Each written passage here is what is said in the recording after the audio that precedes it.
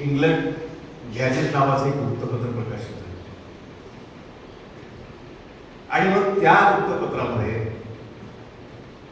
The king of India या ठळक मसुद्याखाली छत्रपती शिवाजी महाराजांचा जागतिक पटलावरचा लौकिक या देशासमोर आणण्याचं काम त्या वर्तमानपत्राने केलं. असं जागतिक दर्जाचं, ज्याला आपण आयडियल म्हणतो, अशा पद्धतीचं व्यक्तित्व या महाराष्ट्राच्या भूमीमध्ये जन्माला आलं आणि त्याच महाराष्ट्राच्या भूमीमध्ये आम्ही जन्माला आलो. ही महान वाक्य घेऊन आम्ही सुद्धा जन्माला आलो. या इथपर्यंतचा प्रवास आपल्यासमोर मोजक्या आणि थोडक्या भाषेमध्ये व्यक्त करण्याचं काम आज आपल्यासमोर मी करतोय. कार्यक्रमाचे सन्माननीय अध्यक्ष, आपल्या महाविद्यालयाचे सन्मानित प्राचार्य डॉक्टर मोरे साहेब, ज्यांनी आमंत्रित केला असे आमचे मित्र डॉक्टर भिडे साहेब, आमचे सन्मानित मित्र ताटे साहेब, पाठीमागे बसलेले आमचे सन्मानित मित्र भुकटे सर आणि आपण सर्व सहभागी. या ठिकाणी येत असताना विद्यार्थी समोर असते म्हणून स्क्रिप्ट वेगळी असते आणि आपण सर्वच सहकारी, मीही तुमच्यातला सहकारी, जे तुम्ही काम करताय तेच मी सुद्धा ठिकाणी करतोय. निश्चित रूपानं त्या स्क्रिप्टमध्ये बदल करणं हे मला आज या ठिकाणी उचित वाटतं.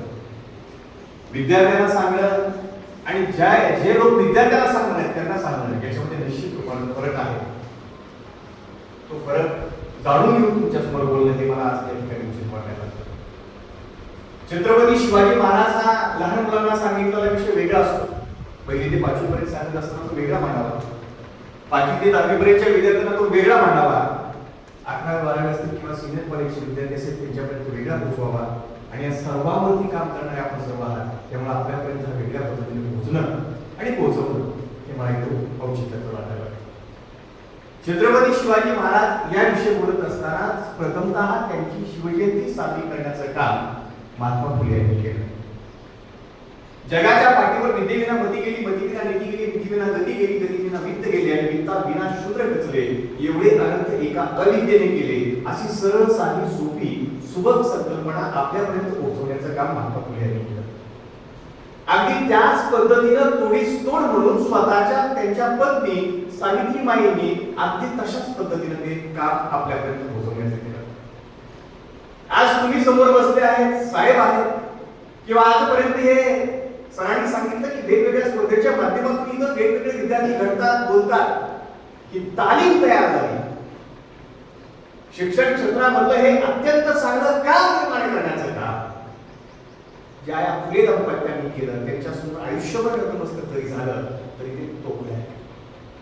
आज कधीतरी त्यांचे डोळे उसने घेऊन आम्ही आज आमची मुलं, आमचे विद्यार्थी कुठेतरी मोठमोठे पराक्रम करतात, मोठमोठ्या पदावरती पोहोचतात. डोळ्यात अचूकपणे आनंदाश्रू यावेत असा पराक्रम त्यांचा कुठेतरी आमच्या हृदयाला मिळतो.